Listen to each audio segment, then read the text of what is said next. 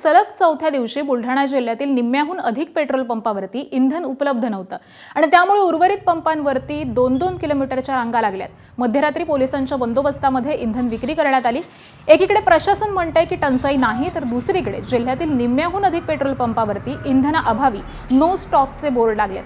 बुलढाणा जिल्ह्यामध्ये 4 दिवसांपासून अद्याप देखील इंधन टंचाईमुळे नागरिकांना त्रासाचा सामना करावा लागतोय। याचाच आढावा घेतलाय आमच्या प्रतिनिधींनी, पाहूयात।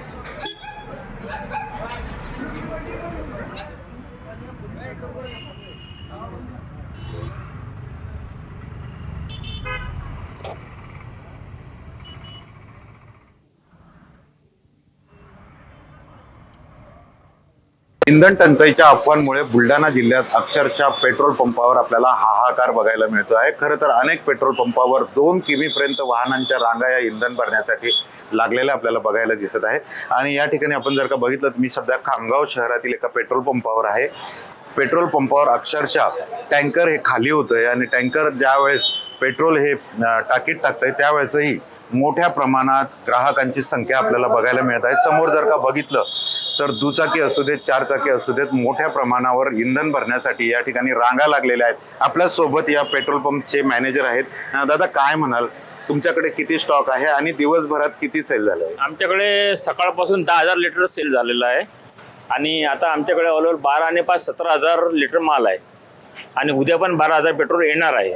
तरी गर्दी का करतायत? तर गर्दी लोकांना असं वाटतं की बुवा पेट्रोल भेटते की नाही मिळत, तसं काही नाही आहे। पेट्रोल भरपूर आहे, डिपोमध्ये भरपूर पेट्रोल आहे, कंपनीमध्ये पेट्रोल भरपूर आहे आणि असं काही प्रॉब्लेम नाही आहे। पण लोक जबरदस्ती जो 1 लिटर भरतो तो 100-1000 रुपयाचा भरून आला, त्याच्याने जास्त गर्दी वाढत चालली आहे। खरं तर ज्या पेट्रोल पंपावर स्टॉक असतो त्यासमोर ही अशी गर्दी आपल्याला बघायला मिळते आणि त्यामुळे गर्दीमुळे विविध अफवा पसरत आहेत आणि इंधन संपल्याच्या अफवा पसरल्यामुळे नागरिकांची मोठ्या प्रमाणात गर्दी दिसत आहे।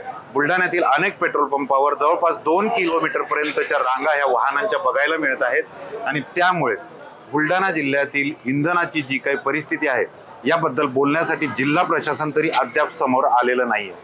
Cameraman Shantaram sir, doctor Sanjay Mahajan, ABP माझा, खामगाव। जिल्हावासियांना मी आवाहन करू इच्छितो की कुठल्याही प्रकारची टंचाई नसताना, अनावश्यक पद्धतीनं गरज नसताना कोणीही साठा पेट्रोलचा डिझेलचा करू नये आणि कृत्रिम टंचाई निर्माण करू नये। केवळ आणि केवळ आवश्यकता जेवढ्या ह्याची आहे तेवढ्याचाच आपण नियमित स्वरूपात वापर करावा। सर्व जिल्हावासियांनी याची खात्रीने त्याची ती नोंद घ्यावी आणि जर का त्याचं कोण उल्लंघन करत असेल तर त्याच्या बाबतीत सक्तीनं कारवाई करण्याच्या स्पष्ट सूचना सर्व संबंधितांना देण्यात आलेल्या आहेत। एबीपी माझा, उघडा डोळे बघा नीट।